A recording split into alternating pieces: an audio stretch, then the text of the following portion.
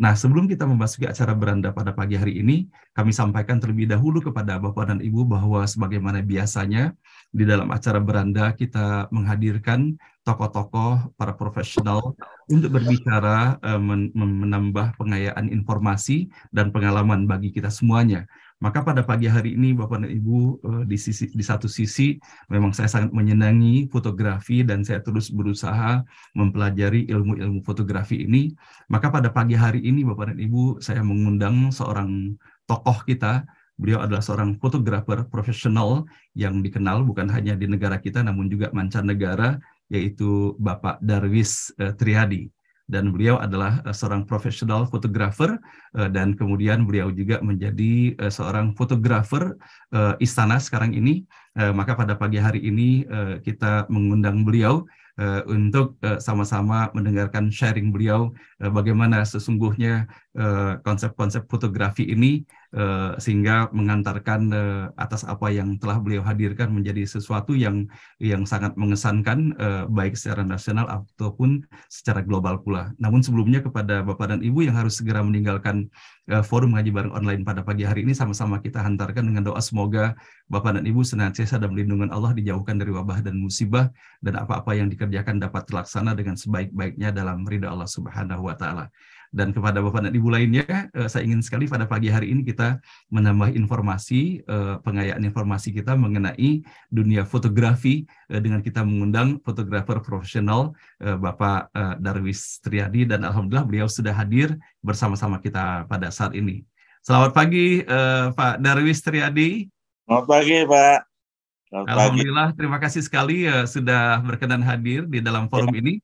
Dan terus terang Bapak dan Ibu, selama ini saya belum pernah berjumpa secara langsung dengan beliau, hanya menyaksikan di beberapa forum, namun saya sudah beberapa kali hadir di studio fotografi beliau yang berada di Hang Tuah ya Pak Darwis ya?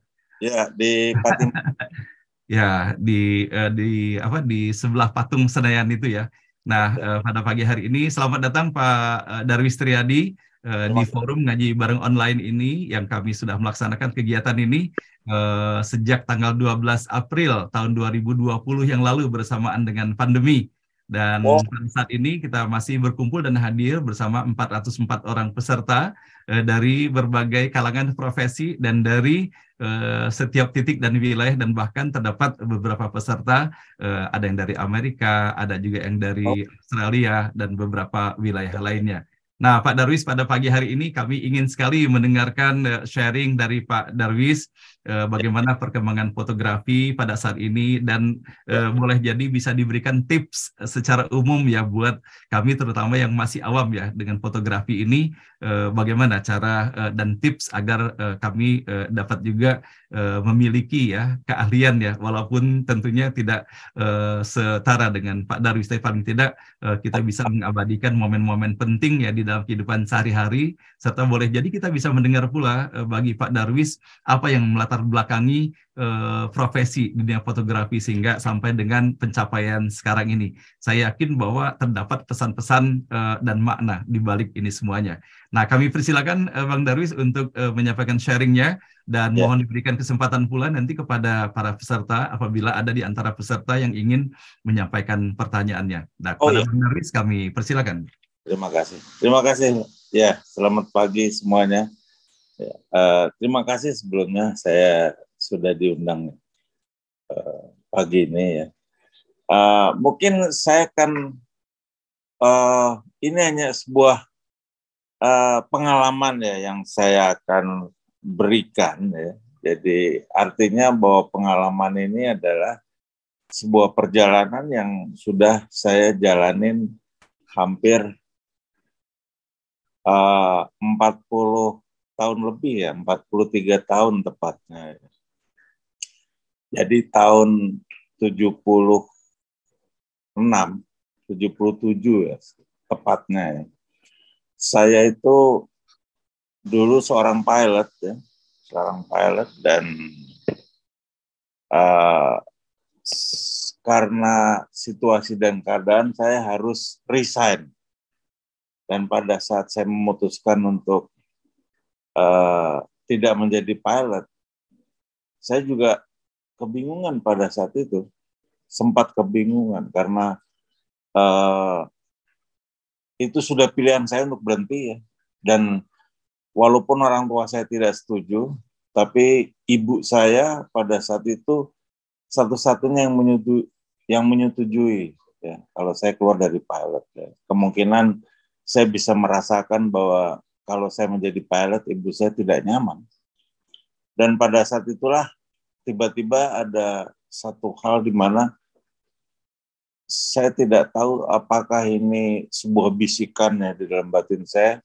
Kok tiba-tiba saya memutuskan untuk menjadi fotografer. Padahal tahun 70-an tuh fotografer ya sebuah profesi yang memang tidak dihargai. Tidak dihargai. Dan setiap orang hanya tukang bilang tukang foto gitu saja pada saat itu. Dan pada saat itu saya bisa bercerita sama bapak saya bahwa fotografer itu nanti akan seperti profesi yang lain, seperti kayak dokter, lawyer. Ya kalau dulu orang selalu orientasinya kalau nggak insinyur dokter begitu. Saya selalu bilang seperti itu sama bapak saya dan bapak saya nggak percaya. Ah masa nggak mungkin pada saat itu. Tapi ada sebuah keyakinan nggak tahu dari dalam batin saya bahwa ini adalah pilihan hidup saya dan saya akan coba berusaha dan menjalankan profesi pilihan saya ini dengan ketekunan dan semangat yang tinggi. Dan saya berpikir bahwa profesi fotografer suatu saat harus dihargai seperti profesi lain. Dan pada saat itulah saya punya satu spirit. Saya juga tidak tahu bahwa spirit itu mungkin karena saya berpikir bahwa saya memilih jalan hidup saya yang kedua ini. Saya harus punya satu konsekuensi. Dan itulah yang saya jalankan secara serius. Padahal saat itu saya tidak tahu masih belajar kemana. Jadi secara otodidak saya belajar. Dengan mempelajari secara otodidak, sampai akhirnya saya menjalanin fotografer itu sebagai profesi saya. Itu hanya berjalan kira-kira setahun saya belajar, setahun 2 tahun otodidak. Nah secara kebetulan ada kawan-kawan saya itu banyak tinggal di Eropa, dia sudah bekerja di sana ya, dari sekolah di sana dan bekerja di sana. Saya mencari satu informasi apakah di sana ada semacam sekolah fotografi dan memang nggak ada. Yang ada hanya semacam short course ya. Jadi kursus secara singkat ya. Dan dengan mengumpulkan uang sedikit demi sedikit, karena dulu saya pertama kali profesi itu ya motret orang ulang tahun ya, ya pernikahan juga saya ikutin. Yang saya tidak lakukan adalah dokumentasi orang meninggal gitu loh. Tapi kalau saya diminta pada saat itu biasanya saya tidak mau terima bayaran ya. Jadi saya mau melakukan itu tapi saya nggak mau dibayar biasanya itu. Dan akhirnya kesempatan saya belajar di luar terjadi. Dan pada saat itu saya belajar secara singkat ya, sekitar 2-3 bulan dan selalu hampir 2-3 tahun sekali saya ke sana. Dan akhirnya saya memutuskan untuk menjadi seorang profesional advertising fotografer ya, jadi yang memotret iklan-iklan. Nah, disitulah bahwa saya berpikir bahwa profesi ini bisa menjadikan saya memenuhi kehidupan saya. Tapi pada saat saya menjalani itu, saya punya satu komitmen ya, bahwa pertama adalah saya berjanji bahwa karena ini adalah jalan hidup yang diberikan Tuhan. Kedua kali saya harus mempunyai satu itikat agar supaya itikat yang baik agar supaya saya punya spirit ke depan ini ada satu semangat yang tinggi ya. Akhirnya saya berjanji bahwa pada saat saya nanti sudah bisa, saya pengen punya satu pusat informasi fotografi, karena pada saat itu saya berpikir bahwa mencari ilmu fotografi itu sulit sekali. Dan pada akhirnya itu terrealisasi setelah saya menjalani hampir separuh perjalanan saya. Tapi sebelumnya saya memang sudah sering mengajar di mana-mana, yang memberikan satu workshop ya, cuman saya belum punya tempat ya. Dan itulah sebuah perjalanan, separuh dari perjalanan saya yang saya lakukan. Tapi di sini ada satu hal yang sebetulnya saya mendapatkan satu ilmu fotografi yang menurut saya agak berbeda dengan yang lain. Karena pada saat saya mencari ilmu fotografi, seolah saya itu diuji dengan komitmen saya. Pada saat saya mau masuk ke profesi fotografer ini, saya selalu bertanya pada diri saya bahwa profesi yang saya jalanin kedua ini, apakah akan saya jalankan secara konsisten? Dan disitulah saya menjawab bahwa ini adalah sebuah komitmen saya, dan saya akan bukan hanya menjalani ini sebagai fotografer, tapi saya akan mengabdi. Jadi buat saya adalah bahwa ternyata pada saat Tuhan memberikan skill kepada kita, itu sebetulnya sebuah berkah. Apalagi dengan sebuah etikat dan sebuah semangat yang tinggi. Itu biasanya Tuhan, dari pengalaman saya, kita akan memberikan kemudahan.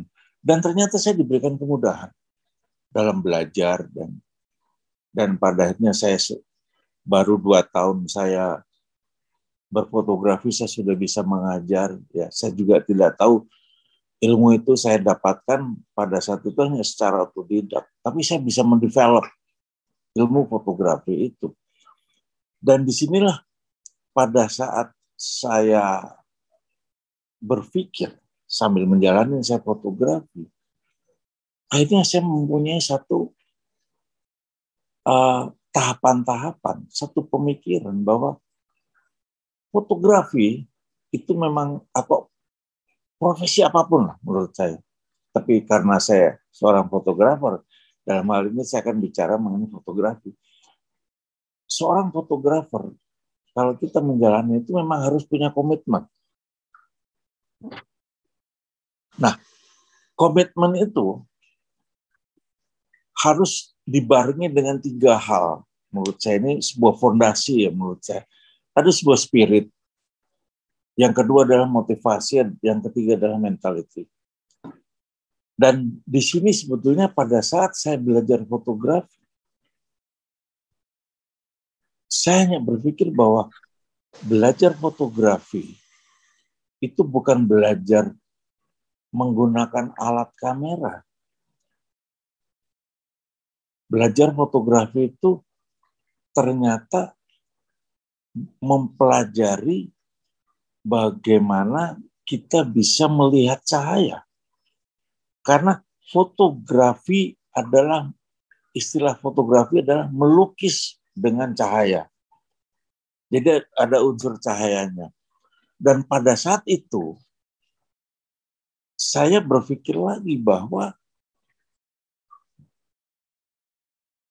penemuan kamera pada saat yang ditemukan, ya, penciptaan kamera lah, itu menggunakan film dengan asa yang rendah atau ISO yang rendah. Karena pada saat itu tidak ada film yang ISO-nya tinggi. Seperti berbeda dengan kamera digital sekarang, ada ISO rendah sampai ISO tinggi yang fleksibel.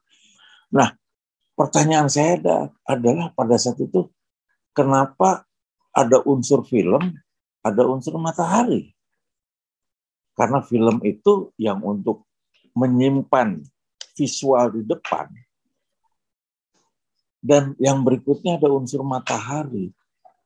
Kenapa bukan lampu Petromax, bukan lampu obor apa gitu loh. Karena kalau menggunakan lampu artificial, bukan matahari, kata lampu pijar atau lampu sorot atau lampu obor lah misalnya, itu akan orang menciptakan ISO-nya pasti tinggi. Tapi kenapa rendah?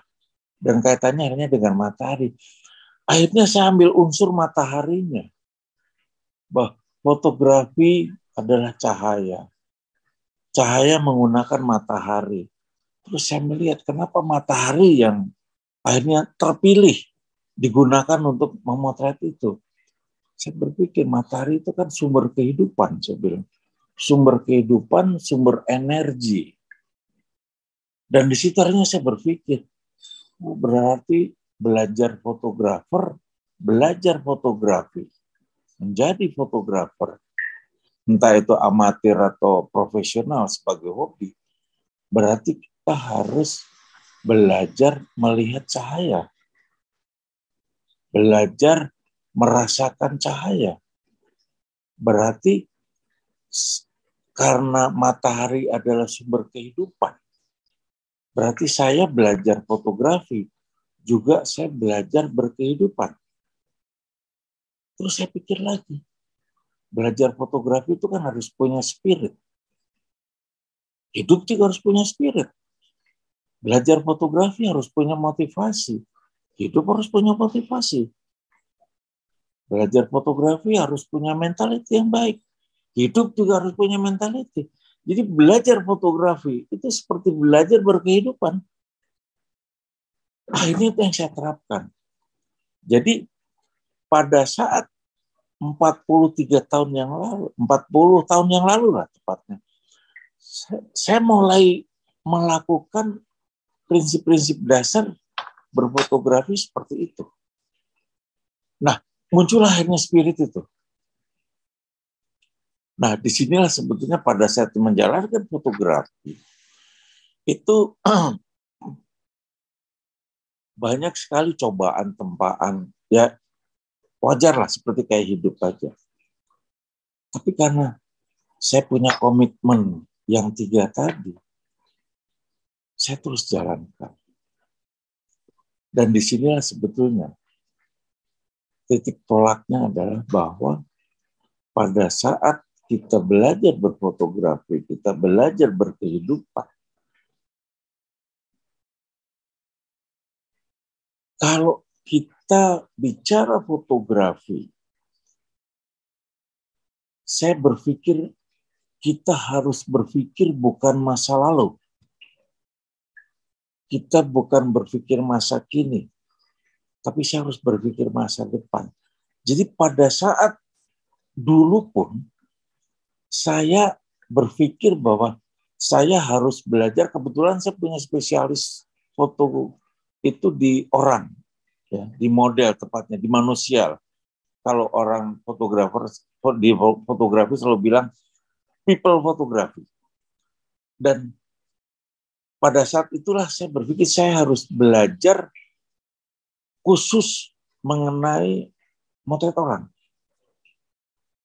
Karena buat saya motret orang itu cukup menarik pada saat itu. Dan pada saat itu saya berpikir, kalau memotret orang mungkin bukan hanya teknis saja yang saya harus pelajari. Karena kalau saya cuma bisa teknis tapi saya nggak bisa berkomunikasi, hasilnya tidak bagus. Dan disitulah saya coba belajar berkomunikasi, walaupun secara otodidak. Karena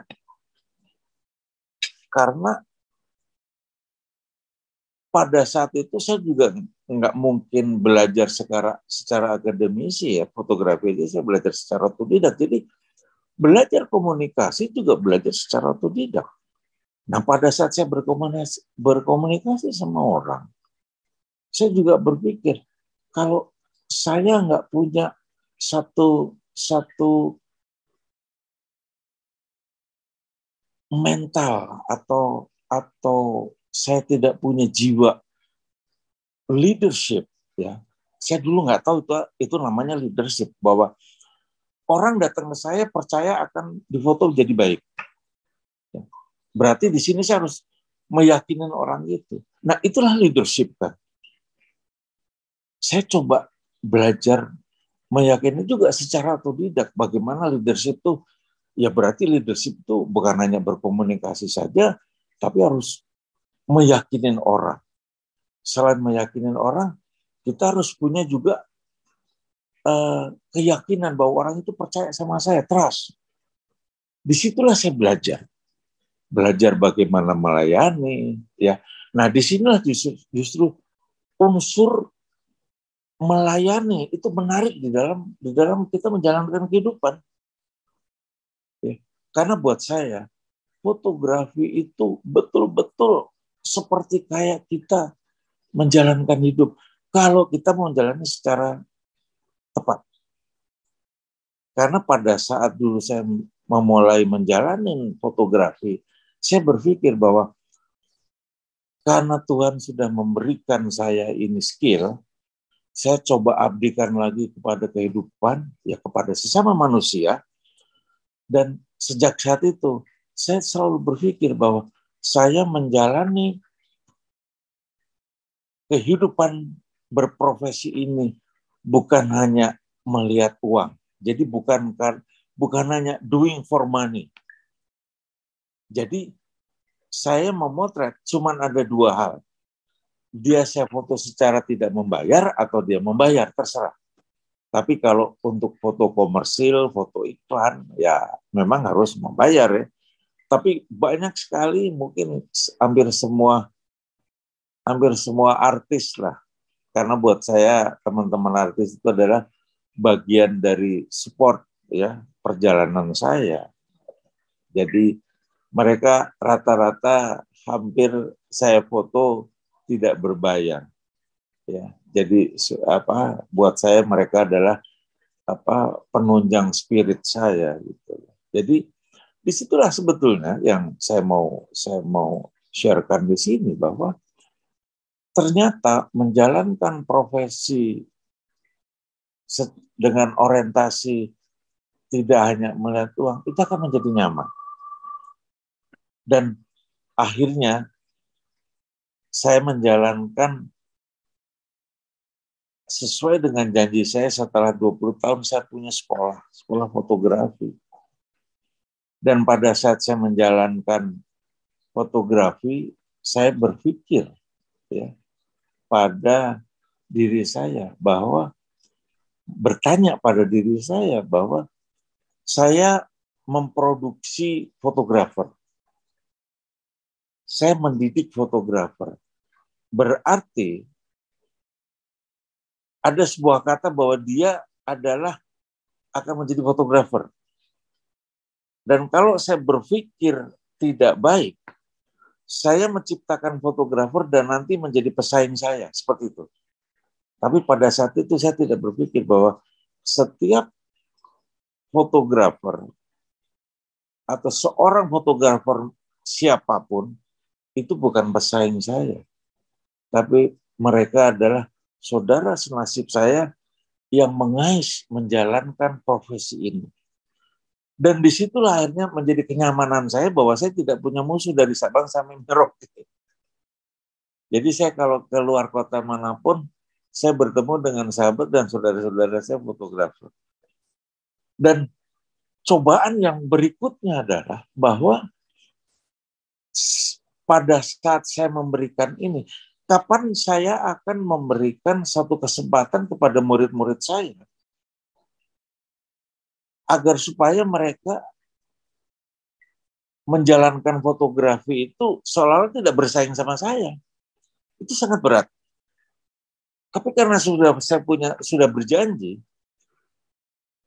saya berpikir pada saatnya saya akan keluar, saya tidak mengerjakan lagi pekerjaan advertising maksud saya. Jadi saya wedding sudah lama tidak mengerjakan. Advertising saya berhenti kira-kira 15 tahun yang lalu. Pada saat itu pertanyaan saya terhadap diri saya bahwa saya masih perlu uang nggak? Perlu jelas. Tapi saya menjawab pada diri saya semua serah, saya akan menyerahkan semua kepada Tuhan. Karena buat saya, profesi, skill adalah sebuah berkah yang diberikan. Saya harus bersyukur dan saya harus abdikan. Rezeki, Tuhan yang menentukan. Dan akhirnya saya memutuskan. Tapi tetap saya melakukan pekerjaan secara langsung, tidak bersaing. Jadi misalnya, seorang perusahaan memanggil saya untuk bekerja. Jadi saya tidak punya saingan. Saya tidak bersaing. Itu saya masih lakukan. Ya seperti misalnya Pak Jokowi lah, memanggil saya. Dan banyak hal-hal akhirnya ya, di dalam keinginan saya ya, itu selalu terrealisasi di dalam hidup saya. Dan disinilah sebetulnya bahwa manusia kalau menjalankan hidup berserah, ya, menyerahkan diri, itu ternyata lebih nyaman. Nah, disinilah sebetulnya yang saya mau ceritakan bahwa setelah saya hampir 45 tahun, saya menjalankan fotografi. Usia saya sekarang sudah 68. Semangat saya bukan makin mengecil, makin tinggi. Bahkan banyak hal-hal yang saya lakukan dengan, katakanlah, dengan murid-murid saya, misalnya saya hunting, ya. Mungkin rasa capek tidak ada. Malah kalau saya lagi sakit, misalnya lagi kecapean atau apa, saya itu begitu saya bicara fotografi, apalagi saya menjalankan fotografi, sakit saya hilang. Jadi ini menurut saya sebuah berkah ya. Dan makin hari spirit saya sampai detik ini itu sangat tinggi. Dan disinilah akhirnya saya makin bersyukur bahwa profesi inilah yang sebetulnya diberikan Tuhan kepada saya agar saya bisa menjalani hidup dengan baik dan juga saya bisa berguna bagi sesama. Dan akhirnya profesi itu pun diberikan Tuhan bisa menghidupi saya hingga saat ini. Gitu. Nah, banyak hal-hal di dalam perjalanan saya fotografi jelas up and down ya. Karena buat saya, mungkin buat saudara-saudara saya sekalian yang sekarang sedang mendengarkan, bahwa tadi saya sudah sebutkan, fotografi adalah belajar mengcapture visual berdasarkan cahaya. Sedangkan cahaya adalah sumber kehidupan. Kita harus punya spirit di dalam menjalankan itu. Sebetulnya memotret itu, sekarang sudah ada smartphone, juga ada kamera. Dan itu sebetulnya prinsipnya sama kita mengambil. Karena kalau smartphone atau handphone seperti ini adalah alat komunikasi yang ada kameranya. Sedangkan kamera ya memang alat untuk mengcapture sebuah visual. Nah di situ sebetulnya yang harus kita perhatikan. Saya tidak akan bicara mengenai teknis ya, karena teknis begitu sangat mudah dipelajari menurut saya gitu. Karena motret itu cuma ada ISO, diafragma, kecepatan. Kalau kamera smartphone kan sudah diatur sendiri. Tapi sebetulnya memotret itu membiasakan diri kita melihat segala sesuatu di depan kita dan kita olah dengan pikiran yang positif kita Dan kita coba bisa mengcapture itu berdasarkan penglihatan dan kita kombinasikan dengan rasa. Karena saya sangat meyakini bahwa Tuhan menciptakan indera yang paling tinggi levelnya adalah rasa. Karena apa? Mata itu bukan hanya untuk melihat. Mata itu untuk merasakan. Satu contoh lah. Ada seorang murid yang menanya saya kan selalu dipanggil Babe sama murid saya. Babe, saya ini sering motret kehidupan. Atau istilah fotografinya human interest. Saya sering jalan ke pasar-pasar kemana. Terus tiba-tiba saya ngeliat ada satu situasi yang buat saya terenyuh. Ya, ada ibu-ibu udah tua gendong cucunya, dia kayaknya ya pokoknya menyedihkan lah. Tapi begitu saya motret, cekrek, fotonya kok nggak hidup, dia bilang. Fotonya kok tidak berekspresi, fotonya kok tidak mencerminkan sebuah kesedihan. Padahal saya merasa sedih waktu itu, saya ngeliat sedih gitu loh. Saya tanya, kamu pernah nonton film nggak? Oh sering, hobi. Nonton film apa gitu? Waduh, segala macam lah. Fiction, drama. Drama kamu suka? Suka sekali.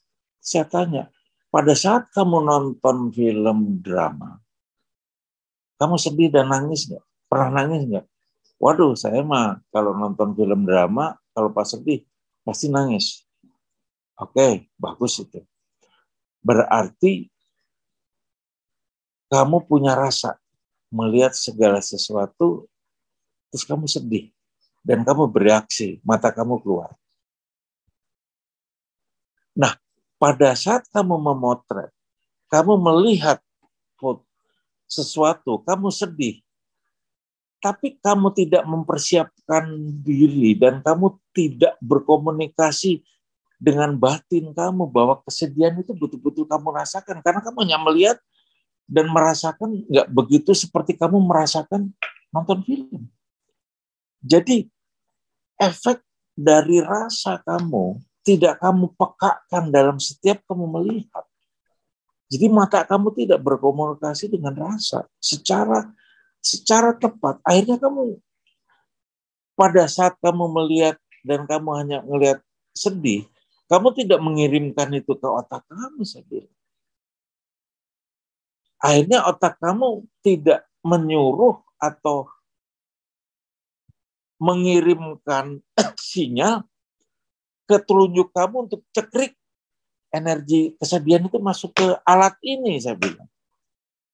Oh iya ya, benar juga. Coba kamu lakukan. Akhirnya dia melakukan lagi, dia lihat, wah ya sedih banget. Lama-lama dia akan hidup. Jadi intinya di sini adalah pada saat kita memotret, sebetulnya Tuhan memberikan indera rasa kita melalui semua indera. Salah satunya adalah mata. Padahal pada saat kita melihat sesuatu dengan mata kita, saat kita mengirimkan ya ke rasa kita, ya otak kita mengirimkan otak, dan kita coba betul-betul kita rasakan itu. Kita menggunakan pakai smartphone saja, itu pasti foto akan kelihatan hidup.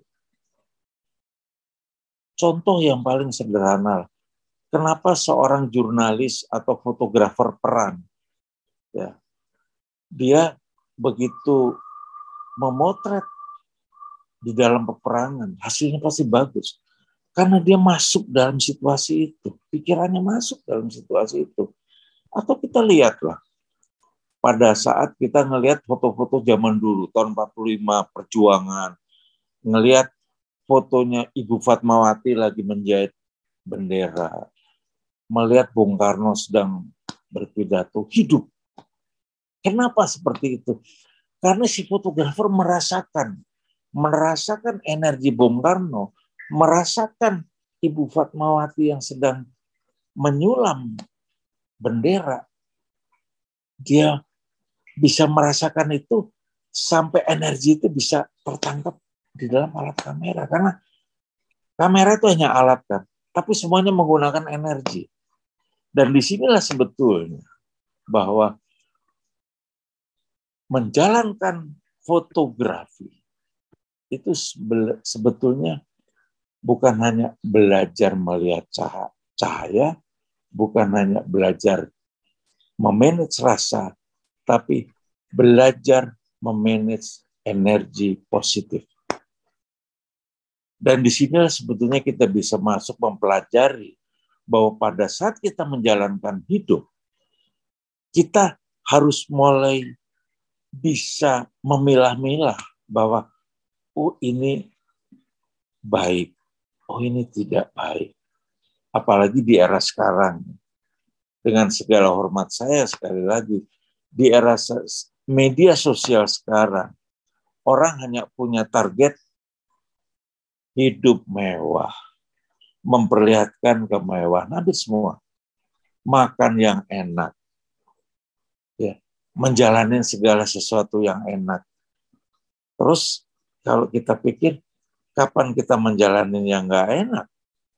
Karena menjalani hidup itu sebetulnya seperti roda di atas dan di bawah. Itu saya ngalami.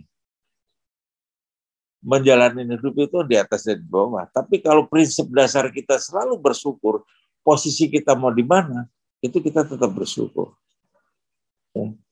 Dan banyak sekali kawan-kawan saya di usia saya sekarang, di mana sudah pensiun, nganggur, segala macam, selalu seperti selain post-power syndrome jelas ya, selalu berpikir bahwa saya udah tua, udah apa. Karena apa? Karena spiritnya hilang. Saya selalu bilang bahwa sekecil apapun kita, kalau kita berpikir bahwa kita ini bermanfaat, katakanlah kita sudah nggak bekerja, kita masih punya manfaat untuk apa? Untuk anak cucu kita, ya, mendongeng, ya, yang baik, memberikan input yang baik, atau apa saja bisa dilakukan dalam level yang kecil sampai besar. Jadi sebetulnya kita menjalankan hidup itu betul-betul bisa selalu merasa bahwa kita berfaedah kalau kita tidak berpikir yang terlalu besar-besar gitu. Apalagi sekarang ya. Sekarang ini kalau saya lihat bahwa setiap orang bekerja stres. Padahal pekerjaan itu berkah menurut saya gitu. Jadi selalu mau healing. Ya, kalau yang namanya healing mesti keluar kota. Padahal begitu kita bangun, kita menghirup udara ya, dengan kondisi kita tidak sakit, itu sebetulnya menurut saya udah healing sekali gitu. Sampai saya itu sebetulnya sudah tidak ada keinginan lagi untuk liburan kemana. Buat saya tiap hari liburan. Karena apa? Saya mengajar itu liburan, saya memotret itu liburan, apalagi saya memotret hunting itu juga liburan buat saya. Jadi hanya tempat saja berbeda gitu. Karena tempat bisa di mana saja, karena banyak sekali kondisi sekarang gitu. Kita sudah pergi liburan sampai ke ujung dunia, tapi kita masih merasa kesepian. Makin kita mempunyai segala sesuatu, makin kita kekurangan. Karena intinya adalah bahwa fotografi seperti tadi saya sebutkan, seperti menjalani hidup. Jadi kalau saya ditanya, Pak Darwis punya target ambisi apa saja? Saya tidak punya, saya cuma menjalankan saja. Bahwasanya saya misalnya nanti punya satu keinginan apa, hanya saya batin saja. Seperti halnya tahun 2018, saya itu membatin. Kalau saya melihat fotonya Pak Jokowi di bandara, di kantor-kantor, saya melihat ini foto kok tidak hidup. Saya pengen memotret beliau, saya bilang, kalau diizinkan. Dan ternyata 2019 saya dicari Pak Jokowi, dan pada saat itu mau kampanye, dan saat itulah saya memotret beliau dan Pak Kiai Haji Ma'ruf Amin. Dan disinilah saya banyak belajar dari beliau, dari Pak Jokowi, adalah bahwa walaupun beliau sudah orang nomor 1 di Indonesia, dia tidak pernah memotret duluan. Selalu yang didulukan adalah Bapak Kiai Haji Ma'ruf Amin. Itu luar biasa. Walaupun kadang datang di tempat Bapak duluan, Pak Jokowi duluan.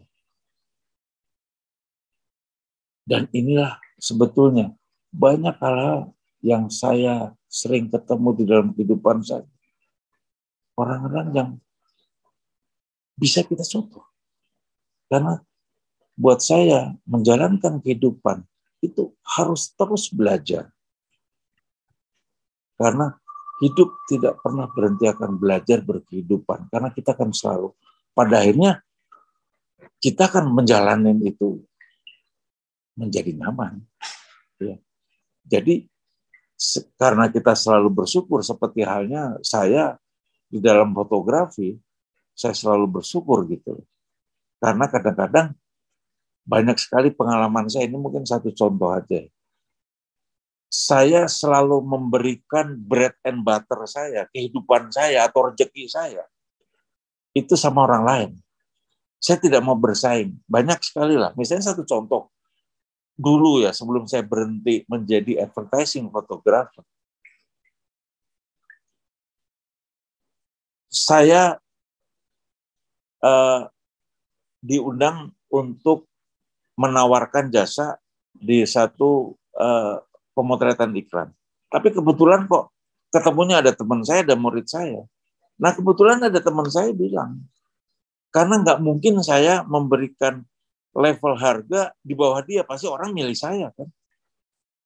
Baru teman saya bilang, Mas, lu kalau nggak berminat itu untuk gua aja gitu. Karena gua memberikan sekian dan sekian.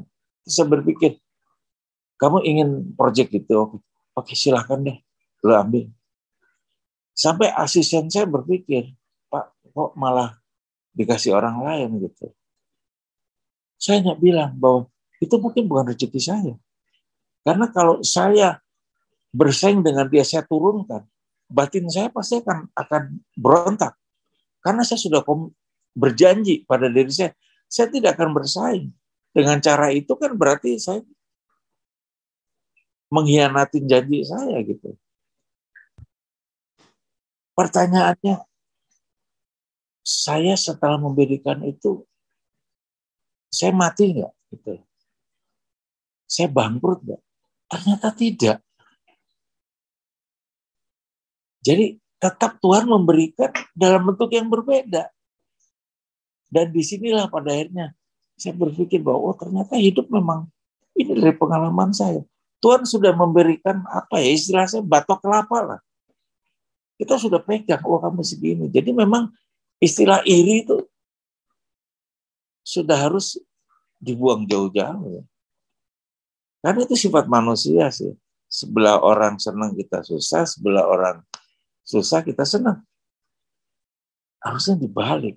Dan inilah ilmu-ilmu fotografi yang saya dapatkan. Ya. Kadang-kadang kalau saya ketemu teman yang fotografer jelas ya, yang dalam kesulitan apa sih, rasanya pengen saya membantu. Tapi memang membantu dalam kapasitas saya, karena kalau saya hampir membantu semua, akhirnya nggak mungkin lah.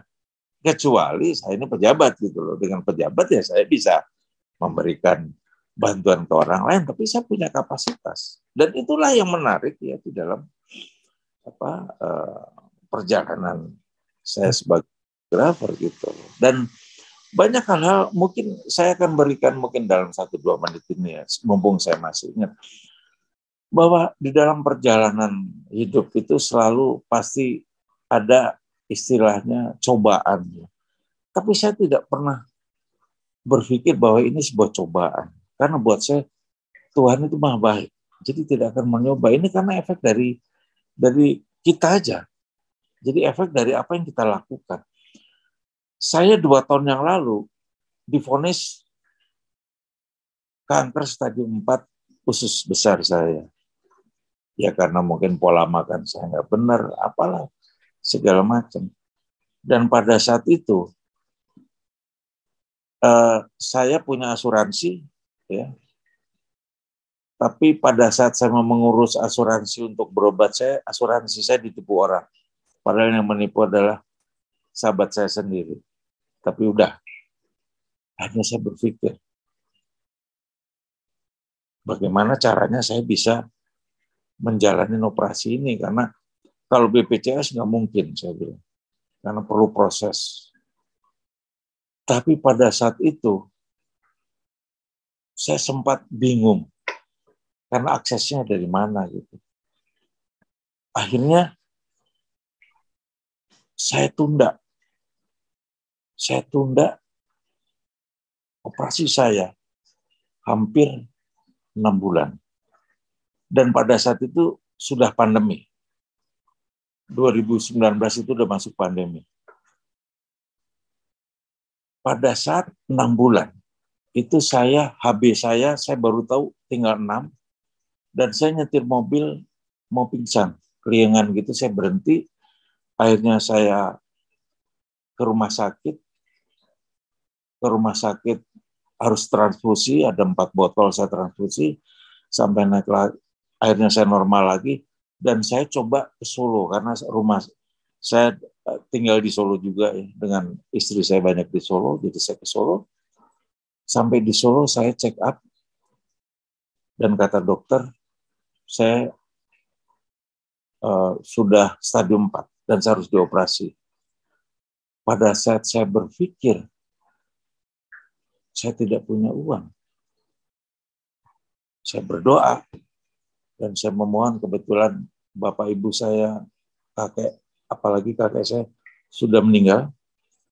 Saya berdoa ke Tuhan, saya berdoa kepada bapak ibu saya, berikan saya kekuatan, segala macam. Seminggu kemudian saya mendapat proyek dari pemerintah prakerja. Prakerja itu program dari pemerintah karena waktu saat pandemi untuk orang yang putus kerja. Padahal sebelumnya saya mengajar online seperti ini secara gratis saya lakukan untuk UMKM. Dan akhirnya Tuhan memberikan rezeki saya dan nilainya luar biasa. Karena saya operasi usus itu nilainya tinggi sekali. Ya. Kalau di Jakarta saya nggak sanggup, makanya saya ke Solo. Nah, dan di situ pun saya diberikan satu mukjizat, ya. Karena pada saat saya mau dioperasi saya hanya menyerahkan saja udah semuanya ke Tuhan. Saya bilang, usia saya sudah segini, tapi saya punya spirit, berikan saya kekuatan, berikan saya semangat, berikan saya kesembuhan, agar supaya operasi saya berjalan lancar, dan saya bisa bekerja kembali karena saya masih punya tanggung jawab untuk anak istri saya bilang. Dan ternyata operasi 8 jam, saya 1 hari siuman, dan dokter juga surprise melihat saya, semuanya berjalan normal, dan hari kelima saya itu sudah bisa makan, dan recovery saya cepat sekali, dan di situ yang saya juga bersyukur lagi bahwa begitu saya selesai operasi, 2 bulan kemudian saya harus kemo, saya harus kemo setahun. Dan ada mukjizat kedua adalah saya tidak gundul. Karena pada saat saya di kemo, saya hanya berpikir, saya ini kan senang memelihara rambut. Saya hanya minta bahwa mudah-mudahan rambut saya jangan gundul. Saya tidak diberikan Tuhan gundul. Dan itu buat saya itu mukjizat. Tapi sesudah saya selesai kemo 2021, saya diberi lagi berkah sama Tuhan, saya kena COVID. Dan pada saat COVID itu, yang Delta itu cukup berat ya. Saya hampir hampir 3 bulan. Saya kehilangan 6 sahabat saya meninggal COVID. Dan saya juga sempat ngalamin keparahan antara seminggu. Tapi Tuhan memberikan saya kesehatan lagi.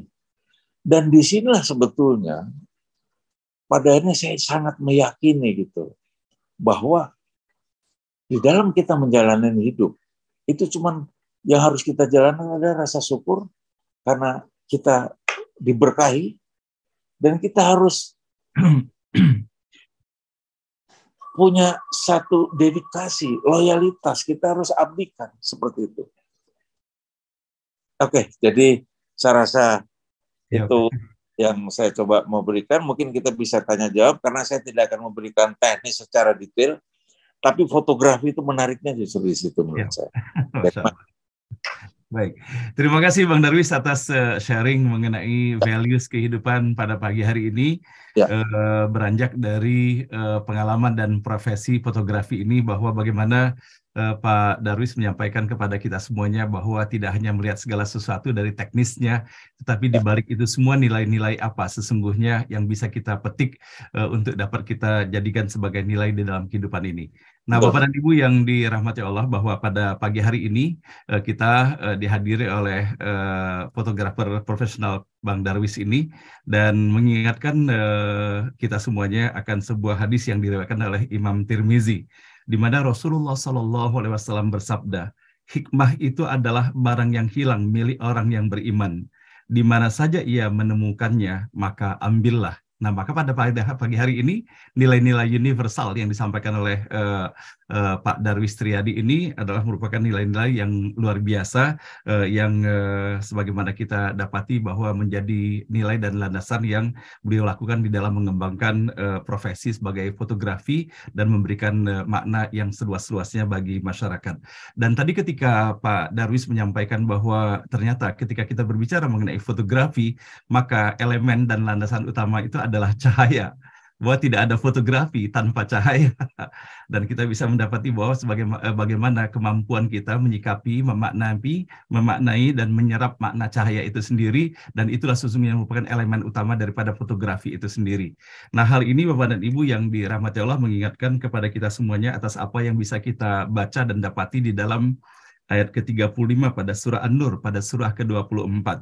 Di mana dalam ayat ini Allah berfirman, Allahu nur samawati wal ardi mathalan nurihi kamishkatin fiha misbah al-misbahu fi zujajah az-zujajatu ka'annaha kawkabun durriyun yuqadu min syajaratin mubarakatin zaitunah la syarqiyati wala gharbiyah yakadu zaituha yudhi'u walau lam tamsashu nara nurun ala nur yahdillahu linurihi may yasha wa yadribullahu al-amthala lin-nas wallahu bikulli syai'in alim. Dalam ayat ini Allah adalah cahaya kepada langit dan bumi. Perumpamaan cahayanya seperti sebuah lubang yang tidak tembus, yang di dalamnya ada pelita besar. Pelita itu di dalam tabung kaca, dan tabung kaca itu bagaikan bintang yang berkilauan, yang dinyalakan dengan minyak dari pohon yang diberkahi, yaitu pohon zaitun yang tumbuh tidak di timur dan tidak pula di barat, yang minyaknya saja hampir-hampir menerangi, walaupun tidak disentuh api. Cahaya di atas cahaya, berlapis-lapis. Allah memberi petunjuk kepada cahayanya bagi orang yang Dia kehendaki, dan Allah membuat perumpamaan-perumpamaan bagi manusia, dan Allah Maha mengetahui segala sesuatu. Nah, bahwa betapa kita bisa mendapati, Bapak Ibu sekalian yang dirahmati Allah, bahwa pada akhirnya profesi apapun yang kita lakukan dan kita jalani di dalam kehidupan ini, maka pada akhirnya akan mengantarkan kita kepada kesadaran diri kita bahwa semuanya ini adalah bagian dari ciptaan Allah Subhanahu wa Ta'ala untuk kita semuanya.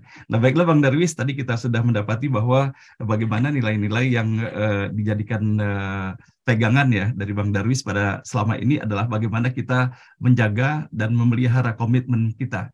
Dan komitmen itu ditunjang oleh 3 pilar utamanya, yaitu bagaimana kita memperhatikan, menyadari akan keberadaan spirit kita, motivasi kita, dan mentalitas kita sendiri di dalam menunjang keberhasilan dan perkembangan profesi itu.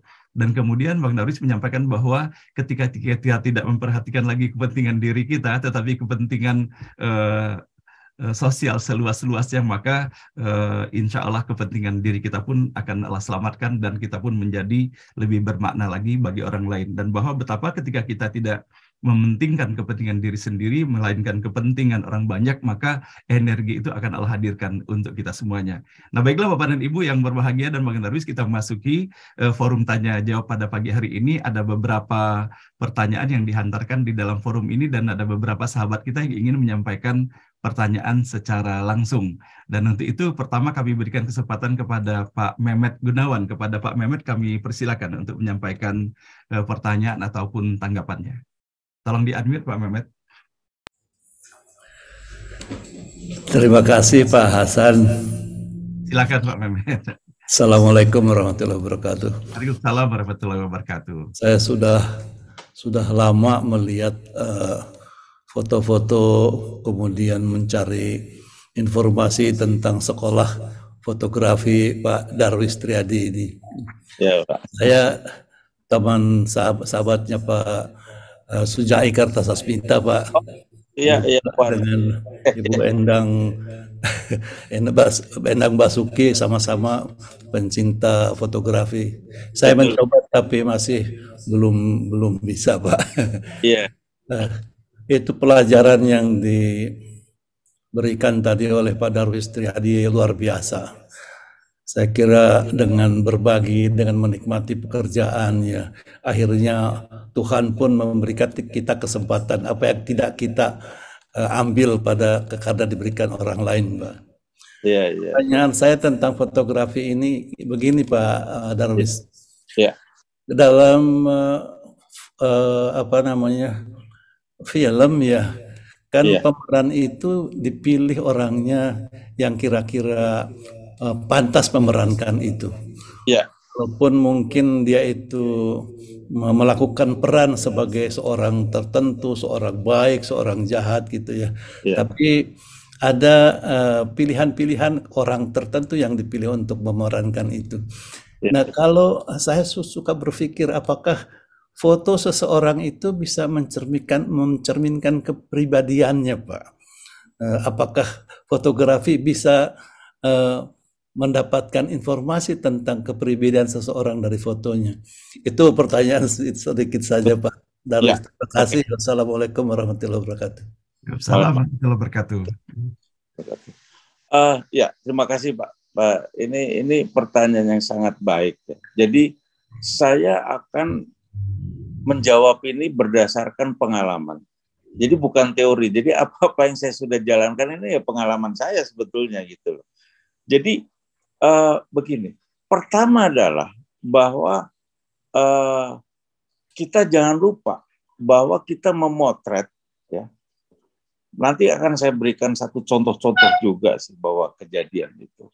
Bahwa memotret itu kan sebetulnya bersinergi kalau kita memotret orang, berinteraksi. Ada satu siklus energi, karena energi itu kita udah tidak bisa diingkari lagi bahwa hidup adalah energi, manusia adalah energi itu di mana-mana. Dan di sini sebetulnya setiap manusia, ya, itu diberikan juga masing-masing energi. Apakah itu energi positif dan negatif, manusia selalu ada. Tapi bagaimana kita ini mengelola energi positif itu sebaik mungkin. Nah, kembali kepada manusia itu sendiri. Manusia sebetulnya merepresentkan diri dia, ya. Itu semuanya bisa kita lihat dari matanya. Karena sebetulnya kalau saya pelajari lah, mata itu adalah jendela karakter manusia. Tapi memang hampir tidak semuanya orang bisa membaca.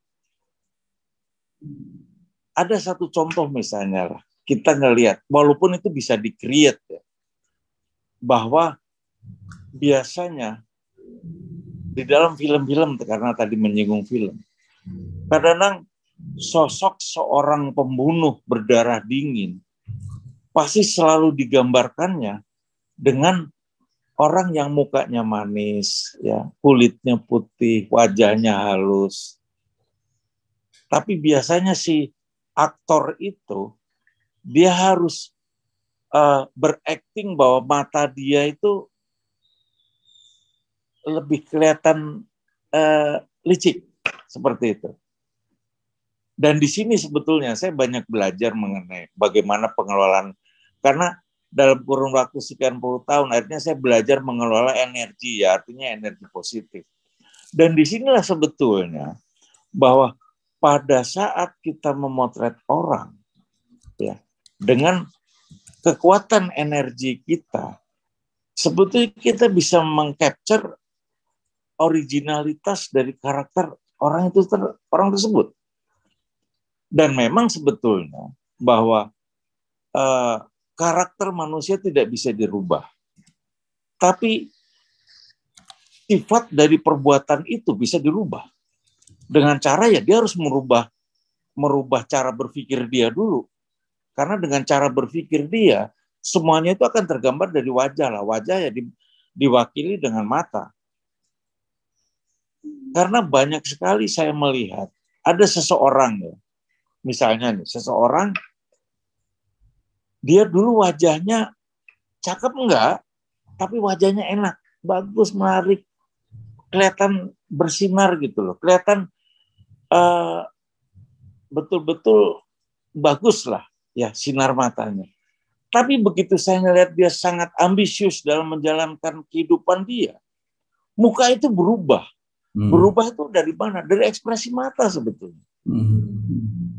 Nah, disinilah sebetulnya saya selalu bilang ya sama kawan-kawan lah, ya, tidak 100% benar, tapi kalau kita jalanin dari pengalaman saya, ini ternyata ada satu bonus ya, ada satu imbalan di mana kita bisa menerima. Satu contoh begini, saya selalu bilang, pada saat kita nanti merasa tua, semuanya kan pasti akan melorot. Kulit akan keriput, badan akan lemah, semuanya akan lemah kan. Dan wajah juga akan pasti akan melorot semuanya. Akan jatuh ke bumi karena gravitasi kan semua akan melorot. Tapi ada satu hal yang bisa menguatkan atau menahan atau kira-kira bisa memperlihatkan kita agar kita tidak jelek semua. Dari mana? Dari cara berpikir kita. Jadi saya selalu bilang, kamu harus selalu memperbaiki energi pikiran negatif kamu pada saat kamu ngaca. Pada saat kita ngaca, aduh kok wajah saya nggak karuan. Perbaikin ini kita sebetulnya. Dan itu saya jalanin sampai sekarang. Karena apa? Pada saat kita nanti yang saya sebutkan tadi semuanya sudah tidak ada kekuatan, ada satu yang masih bisa menunjang kita adalah pikiran kita, energi kita. Dan itu hanya tercermin di wajah. Makanya kadang-kadang kita sering lihat orang udah tua, aduh udah tua kok masih cakep, masih bagus ya, masih ya semuanya serba baik lah bisa dilihat. Karena semuanya serba ini sebetulnya. Karena ini tuh bukan berarti kita jelek terhadap orang, tapi cara berpikir kita mengeluh, kita komplain, kita wah selalu apalagi komplain sama Tuhan ya. Jadi kembali ke masalah tadi, pada saat saya memotret seseorang, tergantung orang itu bagaimana dia bisa bereaksi, memberikan input energi ke saya. Pada saat dia memblok, ya, kan banyak sekali misalnya katakanlah kalau di Indonesia ya, dengan segala hormat saya, bahwa biasanya kalau seorang pemimpin, ya dia ngerasa pimpinan, serasa ini, kadang-kadang diatur nggak mau. Itu udah blocking namanya. Nah, pada saat blocking, si fotografer nggak bisa dia masuk energinya ke sana. Dan kalau misalnya dalam hal ini seorang fotografer itu fotografer yang baik lah, artinya sudah paham semuanya. Kalau fotografer hanya motet-motet ya prinsipnya diedit cantik segala macam udah. Tapi yang bisa baca sebetulnya orang yang paham akan foto atau paham akan melihat sebuah visual ya. Jadi di sini sebetulnya yang harus kita lakukan seorang fotografer, bagaimana kita melihat sosok di depan kita, kita coba berinteraksi energi. Begitu dia menerima energi kita, membuka diri, itu biasanya apa dari keinginan kita untuk mengcapture, walaupun si orang itu lagi capek, lagi apa segala macam, pasti yang tercermin adalah energi positif. Dan ke wajah pasti akan bagus. Karena dari pengalaman saya, dari pemahaman saya, walaupun katakanlah seseorang itu jahat, lah dia nggak suka, tapi pada saat dia berinteraksi dengan seseorang atau fotografer yang memberikan satu prinsip-prinsip positif energi, pada saat dia menerima, pada saat itu saya sangat meyakini Tuhan memberikan kesempatan 1 detik, sesaat untuk dia merubah wajah. Karena banyak saya alami. Tapi begitu dia memblok, dia merasa ini udah blok sistem. Nah, ini yang sering saya alamin dan pernah alamin. Saya motret Bapak Jokowi sama Pak Maruf Amin. Coba lihat ya, kalau kita lihat fotonya, ya kebetulan itu foto saya. Perhatikan wajahnya semuanya. Mereka begitu damai, peaceful. Baik Pak Jokowi atau Pak Kiai Haji Maruf Amin. Pertanyaannya kenapa? Saya mau bercerita pada saat itu negara ini lagi genting sebetulnya. Karena pada saat saya motret beliau itu di Monas, itu di depan istana itu yang namanya demo itu jutaan orang datang. Dan saya kesempatan cuman motret kira-kira 20 menit untuk berdua itu. Kondisi beliau berdua juga lagi nggak karuan. Saya hanya bilang sama Pak Kiai dengan Pak Jokowi, saya bilang, Pak, berikan saya waktu 1 menit sebentar kita ngobrol. Saya bilang. Terus saya cerita sama Bapak, oh gini Pak. Ya saya bercerita, sebetulnya cerita ngalor ngidur supaya untuk melupakan peristiwa yang di depan. Ya. Nah disinilah pada saat itu saya masukkan energi positif. Dan disitulah sebetulnya saya bisa mengcapture ekspresi beliau berdua dengan baik ya. Dan inilah sebetulnya tugas seorang fotografer, dan bagi setiap orang juga saya rasa pada saat kita mau difoto atau kita mau ini, selama kita bisa membuka diri, saya rasa itu pasti akan menjadikan sesuatu yang positif ya. Begitu Pak. Terima kasih Pak. Oke. Terima kasih Bang Darwis dan juga Pak Mehmet atas pertanyaan. Jadi saya tergelitik Bang Darwis ingin menyampaikan bahwa tadi ketika Bang Darwis menyampaikan bahwa bagaimana kita bisa melatih diri dengan cermin tadi itu Bang Darwis. Betul. Ya, dan betapa sesungguhnya saya jadi teringat akan sebuah hadis Rasulullah SAW. Ketika kita bercermin, kita bukan hanya melihat apa yang nampak di depan mata kepala kita, tetapi kita hantarkan dengan penyampaian doa. Allahumma kama hassanta khalqi fahassin huluki. Wahai Allah, sebagaimana engkau telah membaguskan bentuk rupaku, maka perbaikilah pula, baguskanlah pula akhlakku. Nah, jadi betapa sesungguhnya Bang Darwis mengingatkan kembali kepada kita semuanya bahwa bercermin bukan hanya kita melihat dari sisi make up semata, tetapi yang paling penting itu adalah bagaimana kita menembus pandang mata kita itu melihat segala sesuatu yang ada di dalam diri kita. Masya Allah. Terima kasih Bang Darwis telah mengingatkan akan hari ini. Dan baiklah Bapak dan Ibu yang berbahagia, Bang Darwis, kami ingin sekali memberikan kesempatan berikut ini kepada Profesor Dr. Suharyadi, dan beliau adalah rektor dan pendiri pemilik Universitas Dian Nusantara, dan dulu beliau adalah pendiri Universitas Mercubuana bersama Pak Prabowo Sutejo. Saya yakin beliau sudah pernah berjumpa sebelumnya. Dan kepada Prof. Suharyadi kami silakan Prof. Ya. Terima kasih Pak Crudin. Ya Prof. Sebenarnya belum sembuh. Sudah sehat ya Prof? Jadi suaranya serak-serak kering. Oke, silakan Prof. Tapi tadi saya sudah sampaikan, nanti yang menutup tetap Pak Rudi ya. Saya cuma komentar sedikit aja. Ya. Ya, mohon maaf Mas Darwis. Kita mengagum semua mengagum Pak Darwis dari dulu. kita berjumpa langsung. Iya. Yang masih hampir 300 orang. Assalamualaikum warahmatullahi wabarakatuh. Waalaikumsalam. Jadi ternyata semua kehidupan itu bisa dilihat dari sudut pandang yang macam-macam. Dari ilmu yang berbagai ragam itu menunjukkan bahwa semua itu Allah yang mengendaki.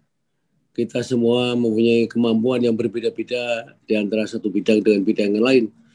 Dan ternyata fotografi ini filosofinya luar biasa. Jadi kalau yang menceritakan ahlinya betul, maka betul-betul kita merasa nyaman.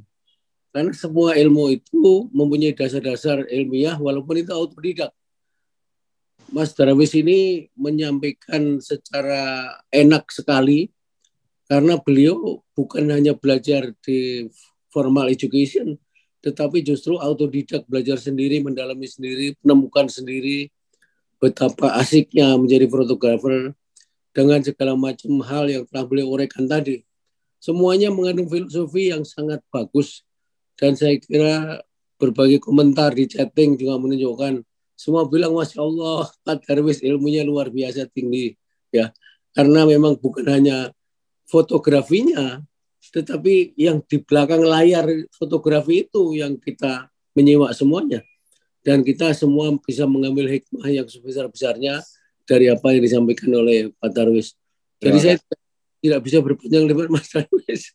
Sebenarnya terima kasih sekali lagi. Kita suatu saat mengundang Pak Darwis lagi untuk bisa bercerita lebih lanjut tentang fotografi ini. Terima kasih Prof.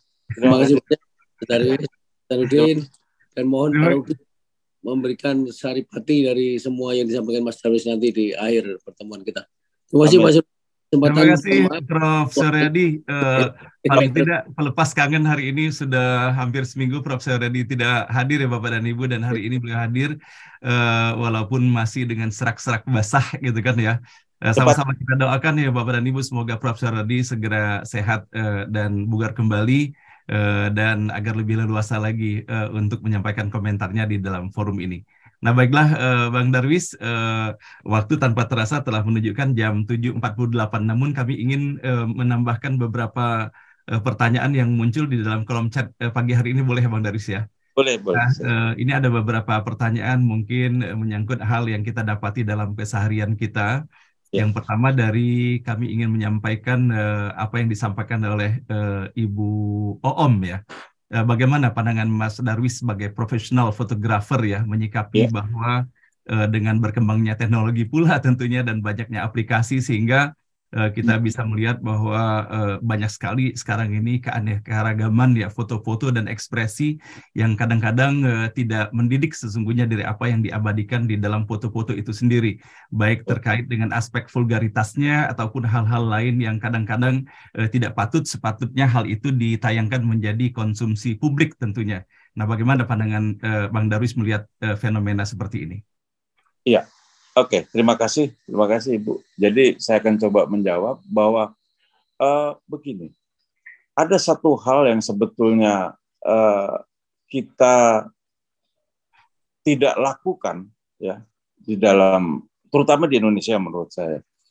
Ini mengenai sebuah edukasi, ya, edukasi secara mendetail. Karena saya kan banyak sekali memberikan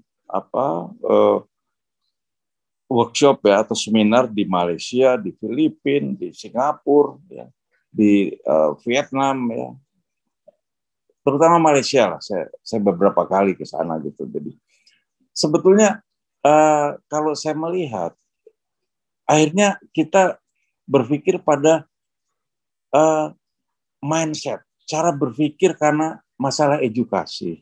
Nah di sini sebetulnya yang kita melihat di dalam perkembangan fotografi ya, terutama di era sekarang ini, karena tidak ada satu batasan yang jelas bahwa antara kita melakukan hal yang katakanlah ya ini sesuatu yang bersifat seni, dan satu lagi bersifat bukan seni, itu dicampur adukan. Karena inilah yang harus kita pelajarin agar supaya anak-anak kita semua dia akan paham bahwa ini adalah sebuah seni, bahwa ini bukan sebuah seni. Karena kalau kita bicara seni sendiri, seni itu tidak ada batasnya, ya. Dan kita tidak bisa kita kaitkan, ya, kita campur adukan seni itu dengan kaedah-kaedah yang kaitannya dengan apalagi keyakinan kita gitu. Itu jauh sekali, nggak bisa. Karena kalau enggak, ya kita akan berbenturan terus. Tapi kembali kepada cara berpikir. Nah, di sini sebetulnya di era yang serba modern dan media sosial ya, terutama sekarang ini, sebetulnya yang terpenting adalah bahwa anak-anak kita diberikan satu input bahwa kita harus melihat dari fungsinya dari setiap visual yang kita lihat. Satu contoh lah, kalau misalnya kita ya seorang tua ya, dia katakanlah seorang dokter, orang tua itu seorang dokter kandungan misalnya, berarti paling enggak di rumahnya pasti banyak buku-buku kedokteran kan, dan itu di situ pasti biasanya ada foto-foto yang sosok manusia dengan pasti bisa tidak berbusana. Tapi kalau dari sejak dini anak itu melihat bahwa ini adalah sebuah visual keilmuan yang memang kita harus pelajari. Nah, ada satu lagi misalnya, kita melihat satu majalah lah, majalah untuk dewasa segala macam ya. Ini satu perbandingan mindset aja pada akhirnya supaya anak-anak itu akan terdidik. Dan disinilah pada saat kita menerangkan bahwa ini memang untuk konsumen dewasa. Dan ini sampai kapanpun akan ada. Nah, pada akhirnya si anak itu akan berpikir. Akan selalu menggunakan pikiran dia, di mana dia akan menentukan atau melihat, bereaksi dengan cara pandang dia yang sudah tepat. Nah, disinilah sebetulnya bahwa apalagi di modern sekarang, di media sosial, semuanya serba kita bisa lakukan. Karena begini, saya sangat meyakini dan saya dalam menjalani kehidupan itu, manusia ini sangat ringkih, sangat fragile, sangat lemah sekali kalau menjalankan, artinya gini, menjalankan atau melihat hal yang negatif itu akan lebih tercerna daripada yang positif. Nah, di sini sebetulnya kita harus selalu memberikan input bahwa negatif dan positif itu sebetulnya harus dilihat dengan kacamata yang sama. Nah, pada akhirnya nantinya kalau kita melihat seperti itu, katakanlah si anak sedang main HP lah misalnya ya. Terus kita bilang, "Nak, ini sudah saatnya kamu belajar." Nah, pada saat dia switching ke sana, ya, karena mungkin seorang ibu selalu melarang anaknya untuk megang handphone, smartphone untuk melakukan itu, pada akhirnya kecenderungan dia untuk melihat, keinginan dia untuk melihat segala sesuatu yang ada di situ lebih tinggi. Jadi saya selalu bilang sama anak saya terhadap cucu saya, selalu ngarangin, "Bu, udah biarin, tapi dikasih tahu." Dan sebetulnya yang paling penting adalah orang tua itu memang harus memberikan sebuah contoh konkret. Jadi kalau misalnya kamu nggak boleh anak terlalu banyak pegang handphone, smartphone, ya kamu juga jangan handphone terlalu sering megang smartphone di depan anak kamu gitu. Lakukan komunikasi atau apa. Jadi itu sebetulnya membentuk jati diri anak itu total harus dari orang tua sendiri. Dan di sini sebetulnya di era yang sekarang ini sebetulnya hanya satu-satunya cara orang tua memberikan input terhadap anak, ya, bahwa saya aja sering memberikan ke anak-anak saya bahwa anak saya juga senang fotografi. Kadang-kadang dia selalu pakai upload aplikasi yang begini-begini yang cantik. Terus saya selalu bilang bahwa kalau kamu memotret terus kamu masukkan aplikasi, yang terjadi apa? Energi kamu hilang masuk dalam aplikasi mesin itu. Terus saya cerita, kenapa kamu ngelihat foto papa selalu kelihatan hidup? Karena papa nggak pakai aplikasi. Saya bilang, itu energi papa yang masuk ke sana, saya bilang. Tapi kalau kamu masuk aplikasi, saya bilang, akhirnya gambar itu dialirin ke kamu, ke mesin kamu, ke alat kamu diolah lagi sama mesin, yang keluar mesin. Satu contoh misalnya saya berikan itu. Coba nanti kapan-kapan kamu lihat ya, kalau di kawinan, papa punya keris yang asli, tapi orang penyewaan itu biasanya punya keris yang ini, saya bilang. Yang palsu, saya kasih lihat. Oh iya ya, yang keris yang buatan mesin jelek banget. Nggak ada, ya dia sudah bisa merasakan. Karena kembali lagi bahwa unsur rasa itu kita tidak boleh kecilkan artinya. Karena setiap manusia punya unsur indera rasa yang itu harus kita pekakan.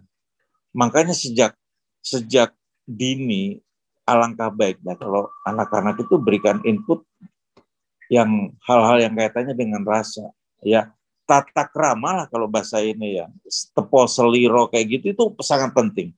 Jadi pada saat kita masuk di era modern sekarang ini, akhirnya kita bisa memilah-milah. Satu contoh lah, saya punya YouTube. Selalu banyak input yang masuk ke saya itu memberikan kayak minta mereka mau bikin program yang kayak prank segala, ngeprank segala macam dengan cara saya. Saya bilang saya nggak mau. Prinsip saya adalah edukasi.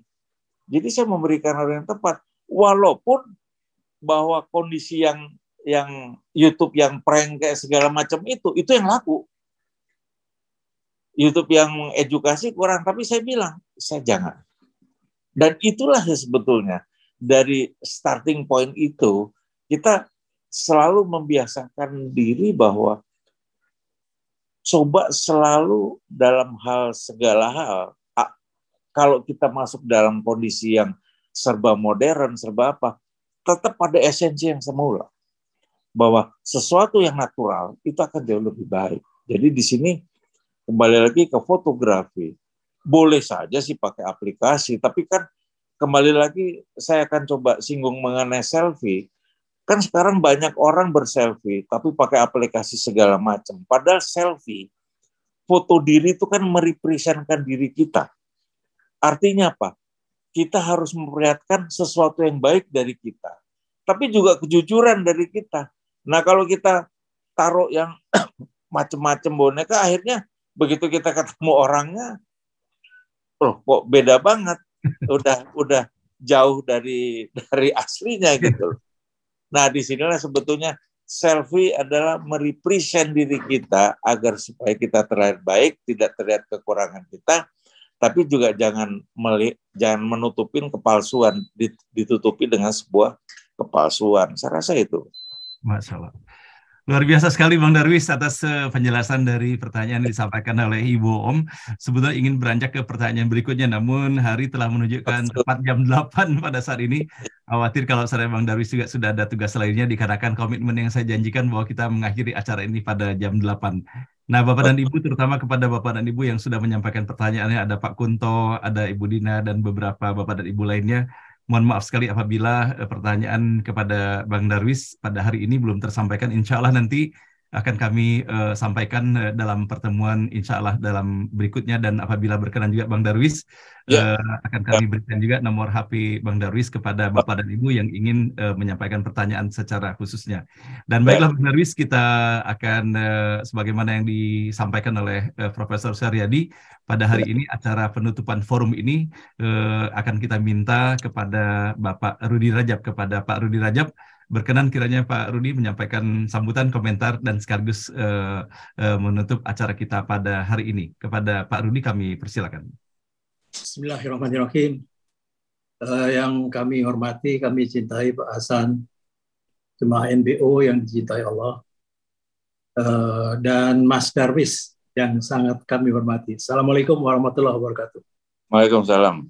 Alhamdulillahirabbil alamin, wassalatu wassalamu ala Rasulullah sallallahu alaihi wasallam, la haula wala quwata illa billah. Amma ba'd. Mas Darwis, saya memperkenalkan diri sebagai sahabat dari Mas Pugar almarhum. Oh iya, waduh. Kami seangkatan dan bersahabat, Pak Hasan. Mas Pugar itu jago nyanyi, wah, seniman, dan juga ngobrol sama Mas Darwis. Saya nggak berhenti mengingat sahabat saya Mas Pugar. Karena cara ngomongnya persis kakak adik, Pak. Walaupun diselingi oleh satu orang kakak, Pak, ya. Karena 6 tahun kan bedanya. Betul. Ya, doa kami semua untuk Mas Pugar. Iya, terima kasih. Mas Darwis, waktunya memang tidak banyak, tapi izinkan saya sedikit men-summary apa yang diminta oleh Pak Hasan dan jemaah Pak NBO, yang sebenarnya ini sudah disampaikan oleh Pak Suharyadi. Doa kita untuk Pak Suharyadi agar supaya Pak Suharyadi pulih kembali suaranya, Pak.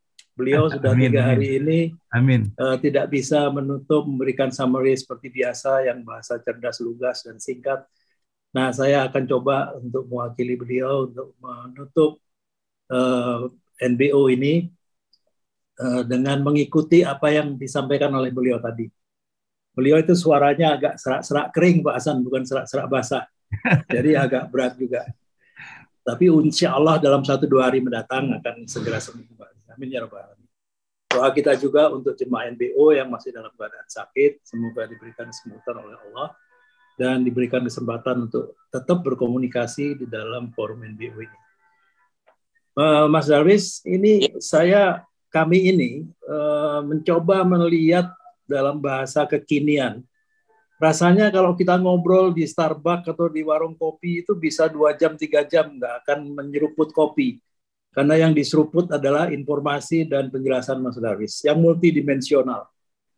Mas Darwis sudah menyampaikan kepada jemaah NBO semua, tercermin dari pertanyaan Pak Mehmet, Pak Suharyadi sendiri, Bu Oom, dan juga mungkin yang di chat yang belum sempat terjawab. Multidimensional itu fotografi, bukan fotografi saja, tapi fotografi dengan digital teknologi, perkembangan, dan semua aspek teknologi fotografi. Kemudian aspek teknologi, jelas aspek teknologi ternyata ini juga tidak mudah untuk mencerna, yang konvensional dengan fotografi sampai ke selfie tadi dengan filosofi apa yang di belakangnya. Dan yang menarik ini adalah dari sisi ilmu edukasi, pendidikan kepada anak-anak, ya, kemudian kepada anak cucu kita dan kepada masyarakat. Jadi bukan hanya sekedar school of fotografi, ya kan, tapi pendidikan, edukasi secara menyeluruh. Kemudian Mas Darwis juga menyinggung secara psikologis. Jadi ini kita ngobrol ini sama kayak seolah-olah ngobrol sama psikolog aja, Pak. Saya ini kakak dari Diki Sadikin, mungkin masih ingat. Oh, Darwis almarhum, karena kakaknya Diki adalah istri saya, seorang psikolog juga. Jadi rasanya saya ngobrol sama Mas Darwis, ngobrol sama psikolog ini. Wah, ini luar biasa. Luar biasa. Pak Hasan, kami juga sangat surprise bisa menghadirkan Mas Darwis ini yang kami sudah kenal lama namanya, karena kantor kami kebetulan pernah bersebelahan, Pak Darwis. Mungkin masih ingat Mas Darwis di Patimura 8. Ya. Mas Darwis di Patimura Ujung, saya agak ke tengah-tengah Patimura gitu, tapi hanya beberapa tahun saja. Nah, ini mudah-mudahan ini menjadi barokah silaturahmi dari NBO, Mas Darwis. Kita bertemu karena Allah. Iya, betul. Kemudian sedikit sekali adalah butir-butir yang kita dapat dari apa yang disampaikan Mas Darwis. Bahwa fotografi itu adalah belajar memanage energi positif. Nah, energi positif ini energi ada di mana-mana dan sudah disampaikan. Ini bisa menjadi diskusi yang sangat menarik karena di NBO ini, Mas Darwis, kita banyak juga cendekiawan NBO yang dari multidimensi dari kedokteran sampai keilmuan, teknologi, kebumian, geologi dan elektronika dan macam-macam, sampai kepada puisi-puisi. Dan tadi Pak Mehmet yang juga senior kami semua, Pak Mehmet Gunawan, beliau itu adalah seorang profesional sebenarnya yang tidak pernah mengenal kata pensiun. Jadi beliau itu tetap berproduktif di dalam keilmuan beliau, dan di dalam melahirkan puisi-puisi yang sangat menyentuh. Mas Darwis nanti mungkin bisa kami kirimkan puisi-puisinya dan puisi-puisi dari jemaah NBU ini yang sangat menarik. Dan ini hari ini kita mendapat pencerahan dari Mas Darwis mengenai nilai-nilai orang beriman. Orang-orang yang beriman itu dalam An-Nur dijelaskan oleh Pak Hasan tadi. Ini nyambung dengan apa yang disampaikan Mas Darwis tadi dalam keseharian. Amin. Itu saja sebenarnya kami nyampaikan terima kasih sekali lagi kepada atas nama jemaah yang masih ada 254 pada pagi hari ini. Banyak sebenarnya yang ingin kita obrolin, Pak, dan kami ingin jemaah NBU juga banyak yang belum terjawab. Kami usul Pak Hasan bisa mengundang lagi Mas Darwis dalam kesempatan berikut untuk bisa ngobrol ngalor ngidul yang lebih banyak lagi, sehingga pintu-pintu menjemput ma'rifatullah itu salah satu pintunya adalah dari sisi fotografi. Namanya saja memang fotografi, tapi ini hanya just point of entry. Kita bisa meliputi semua disiplin dan semua profesi yang meliputi fotografi. Karena pada hari ini, Pak, tidak ada orang siapapun yang namanya di Indonesia yang pegang HP, yang mungkin sudah lebih dari 100 juta orang lebih barangkali, yang tidak mengenal fotografi. Cuman mengenalnya itu hanya kulit-kulitnya aja, Mas Darwis. Sampai selfie, sampai auto selfie, sampai senyum selfie diri sendiri. Tapi hakikat dari fotografi yang sedalam apa yang disampaikan oleh Mas Darwis tadi mungkin langka, hanya beberapa gelintir. Kami jemaah NBU terima kasih Mas Darwis dapat penyerahan ini. Mudah-mudahan ilmu ini bermanfaat untuk kita semua, kami semua, dan terutama doa kami untuk Mas Darwis dan keluarga. Amin. Amin. Billahi taufik wal hidayah. Assalamualaikum warahmatullahi wabarakatuh. Terima kasih Pak Tan. Warahmatullahi wabarakatuh. Terima kasih Pak Rudi Rajab atas sambutannya pada pagi hari ini dan merangkum dari apa yang telah kita bahas dalam pertemuan acara beranda pada pagi hari ini. Semoga Pak Rudi sehat walafiat selalu. Dan baiklah Bang Darwis, saya kira kita sampai pada penghujung acara ini. Kami persilakan apabila ada kata penutup yang ingin disampaikan. Oh ya, terima kasih. Sebelumnya saya sangat senang sekali diundang pagi ini. Saya hanya mau sampaikan bahwa hidup itu harus terus kita jaga spirit kita, ya. Apapun yang kita terima di dalam atau kita hadapi atau kita jalani di dalam hidup itu dengan rasa syukur yang besar, pada akhirnya kita akan nyaman menjalankan kehidupan kita. Dan di sini sebetulnya yang saya mau sampaikan adalah bahwa kalau kita menjalani hidup, yang kita lihat adalah masa depannya. Karena fotografi juga selalu saya berpikir masa depan seperti apa yang terjadi. Bahkan 40 tahun yang lalu saya berpikir bahwa saya harus selalu berpikir masa depan, dan sampai sekarang pun saya masih berpikir masa depan. Karena buat saya masa depan adalah spirit, ya. Kembali lagi pada spirit. Terima kasih. Semoga saudara-saudaraku sekalian diberkahi sama Tuhan Yang Maha Esa. Terima kasih. Terima kasih Bang Darwis. Baiklah Bapak dan Ibu yang berbahagia, pada pagi hari ini kita mendapatkan luar biasa sekali dari apa yang disampaikan dalam pertemuan pada pagi hari ini, dan dari apa yang kita dapati dari uraian Pak Darwis pada pagi hari ini mengingatkan kita kepada fenomena yang kita dapati di seputar kita, Bapak dan Ibu, ya.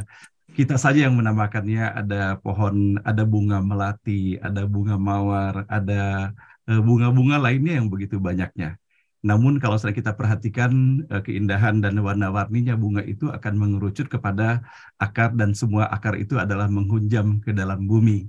Dan begitu pun kalau sana kita dapati dalam profesi apapun di dalam kehidupan ini, dan segala sesuatu yang kita lihat dengan mata kepala kita, kalau sana kita mampu melihatnya secara seksama, akan menghantarkan kita semuanya akan kesadaran bahwa semuanya itu akan kembali kepada Allah Subhanahu wa Ta'ala, berasal dari Allah dan kembali kepada Allah. Nah, pada pagi hari ini kita bisa mendapati bahwa bagaimana melalui fotografi ini begitu jelas diantarkan oleh Pak Darwis selaku profesional fotografer bahwa foto itu adalah cahaya, dan kemudian kita mendapati bahwa Allah itu adalah cahaya. Allahu nurus samawati wal ardh, bahwa Allah adalah cahaya langit dan bumi sebagaimana bisa kita dapati dan kita bisa perhatikan secara seksama yang terdapat dalam surah An-Nur pada ayat ke-35 itu. Nah, kemudian kita bisa mendapati pula diingatkan kembali bahwa betapa Rasulullah SAW 1400 tahun yang lalu telah mengingatkan kepada kita semuanya bahwa bagaimana Rasulullah mengajarkan tidak hanya kita memperhatikan segala sesuatu yang nampak di depan mata kepala kita, namun harus menembus sesuatu yang lebih jauh lagi. Sebagaimana ketika adab dan tata cara di dalam bercermin itu pun dihantarkan pesan yang luar biasa, di mana kita meminta kepada Allah tidak hanya dibaguskan dalam bentuk rupa semata, namun kita memohon kepada Allah yang lebih utama adalah bagaimana Allah memperbagus akhlak kita semuanya. Dan pada akhirnya Bapak dan Ibu yang dirahmati Allah, dari apa yang kita dapati pada pagi hari ini, mengingatkan kepada kita semuanya akan apa yang terdapat di dalam ayat ke-115 pada surah Al-Baqarah, di mana Allah Subhanahu wa taala berfirman, fa'innama tuwallu fatamma wajhullah innallaha wasi'un alim. Dan milik Allah, dan sungguh kemanapun kamu menghadap, di sanalah wajah Allah. Sungguh Allah maha luas dan maha mengetahui. Sadaqallahul azim. Demikian mudah-mudahan apa yang kita hantarkan pada pagi hari ini melalui kehadiran narasumber kita, Bapak Darwis Triadi, dapat memberikan kesan yang sangat mendalam bagi kita semuanya. Dan apabila kita menginginkan foto-foto indah dan kita bahagia membuka di dalam album-album kita, maka semoga apa yang kita lakukan dalam keseharian kita, terutama pada hari ini dan hari esok, adalah menghadirkan foto-foto yang indah sehingga membuat kita bahagia nanti ketika kita membukanya, ketika kita semuanya sudah kembali kepada Allah Subhanahu wa taala. Nah, demikian Bapak dan Ibu, dan kita akhiri pertemuan ini dengan doa yang akan dipimpin oleh Ustadz Muhammad Taslim. Dan sekali lagi kepada Bang Darwis, terima kasih atas kehadirannya. Mohon maaf apabila terdapat kekurangan di dalam mengantarkan acara ini. Kepada Ustadz Taslim kami persilakan. Oke, silakan. Assalamualaikum warahmatullahi wabarakatuh. Waalaikumsalam warahmatullahi wabarakatuh. Alhamdulillah wa syukurillah, la khala wa la quwata illa billah, wassalatu wassalamu ala rasulillah wa ala alihi wa sahbihi wa mawala, amma ba'du. Terima kasih Pak Ustadz Hasanuddin, Pak Darwis yang begitu, waduh, ini pengalaman ilmu yang luar biasa.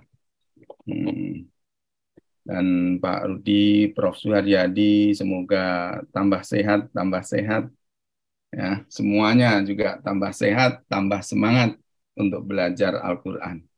Marilah kita memohon kepada Allah, semoga Allah memberikan ilmu yang bermanfaat, berkah untuk semuanya, berkah fid dunya wal akhirah.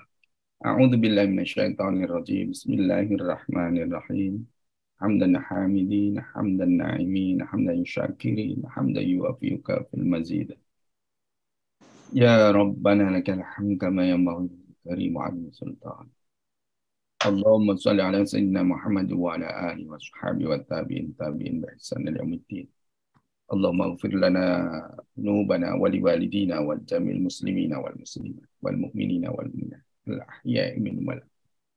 Ya Allah ya Rabb kami, Engkau limpahkan nikmat karuniamu kepada kami, nikmat iman, nikmat Islam, nikmat ihsan, nikmat ketika kami berbuat baik ya Rabb.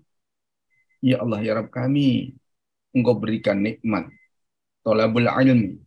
Setiap hari kami semuanya belajar mengaji di NBU ini. Engkau berikan kami semuanya ya Allah ilmu yang bermanfaat kepada kami, bermanfaat untuk anak cucu kami, dzurriyyah kami, berkah untuk bangsa negeri tercinta ini ya Rabb. Begitu pula melalui sharingnya saudara-saudara kami di NBU ini, di beranda ini, menjadikan ilmu dalam kehidupan sehari-hari. Sebagaimana ilmu yang dicontohkan oleh Rasulmu Nabiullah Muhammad sallallahu alaihi wasallam. Allahumma rzuqna wa nabiyina wa hifdhu sayyidil mursalin wal hamal malakatil muqarrabin birahmatika ya arhamar rahimin.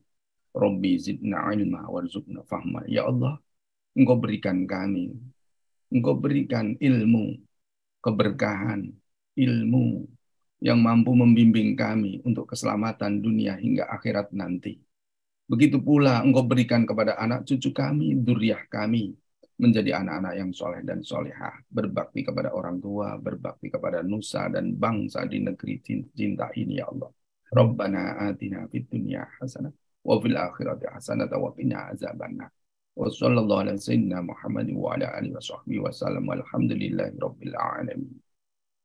Terima kasih Pak Ustadz Hasan dan semuanya jamaah NBO. Mohon maaf lahir batin. Wassalamualaikum warahmatullahi wabarakatuh. Waalaikumsalam warahmatullahi wabarakatuh. Terima kasih Ustadz Taslim atas doa. Semoga menjadi doa yang Allah kabulkan untuk kita semuanya. Sekali lagi kepada Pak Darwis Triadi, kami bahagia sekali. Terima kasih atas kehadirannya. Mudah-mudahan kita bisa berjumpa lagi di dalam event yang berikutnya. Dan baiklah kepada Prof. Syardi, kepada Pak Rudi Rajab, serta Bapak dan Ibu semuanya, dengan berakhirnya doa, maka berakhir pula acara kita pada hari ini. Mohon maaf lahir batin apabila di dalam menghantarkan acara ini terdapat kekurangan atau salah ucap dan lain-lainnya. Semoga Allah Subhanahu wa Ta'ala mempertemukan kita kembali pada esok hari dalam pertemuan yang lebih barokah lagi dalam ridha Allah. Sekian, wabillahi taufiq wal hidayah. Wassalamualaikum warahmatullahi wabarakatuh.